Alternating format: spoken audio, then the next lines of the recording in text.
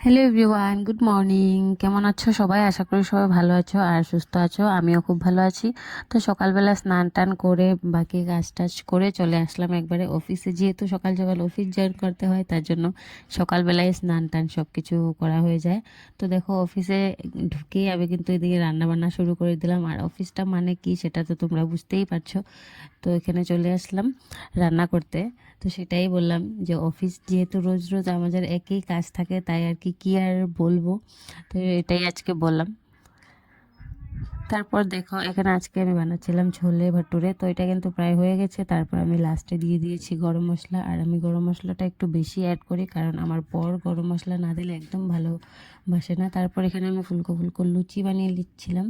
আর লুচি বানালে লুচিগুলো যদি ফুলে না, তাহলে কিন্তু ভাল লাগে, খেতেও ভাল লাগে আর বানাতেও ভাল লাগে। তো চলো, এটা কিন্তু বেশ সুন্দর ফুলেছে। আর লুচি এমনিতে আমি কিন্তু গোল করে বানাতে পারি না, দেখতেই পাচ্ছ এটা কেমন হয়ে গেছে। তো যাই হোক, তারপর এখানে রিয়ান্স আর মা কিন্তু খেয়ে নিচ্ছিল, যেহেতু মার আজকে কীর্তন আছে, আজকে তো রাস পূর্ণিমা, তো ওদের কি উৎসব আছে, তাই ওরা চলে যাবে সকালবেলা খেয়ে দেয়। আর রিয়ান্সকে দেখো চেয়ারে বসেছে, কিন্তু দেখাই যাচ্ছে না, তাই একটু সামনে থেকে দেখিয়ে দিলাম। আর তারপর আমরাও খেয়ে নিচ্ছিলাম। আর বরকে বললাম, বর বলছে ভালোই হয়েছে। তো চলো, আমি একটু খেয়ে ট্রাই করে দেখি কেমন হয়েছে। ভালোই হয়েছে। তো চলো, ভিডিওটা কেমন লাগলো অবশ্যই জানাও।